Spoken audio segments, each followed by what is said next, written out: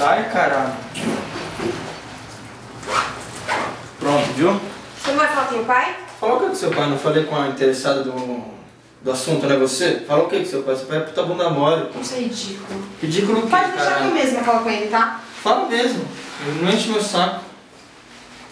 Tá. Você só não esquece que a gente tá casado há 1 ano. Ó, lá vem ela. Você nunca compareceu. Na verdade, você tentou. Mano, cala a boca, caralho. Você não me conhece, quietinha. Beleza? Você já me viu chorando, mas eu posso te matar, eu te arrebento. Você quer que eu te arrebente? Não. Sabe o que você é? Sabe o que você é? Você é uma puta. Fala, eu sou uma puta. Eu sou prostituta. Prostituta não. Puta.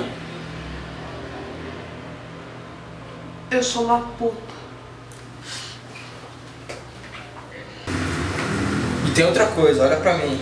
Se você sair por aí fazendo fofoquinha, ficar de caosinho com as suas amigas, contando pra sua vagabunda da sua irmã, o trouxa do seu pai, para seus amigos, eu venho aqui e te arrebento.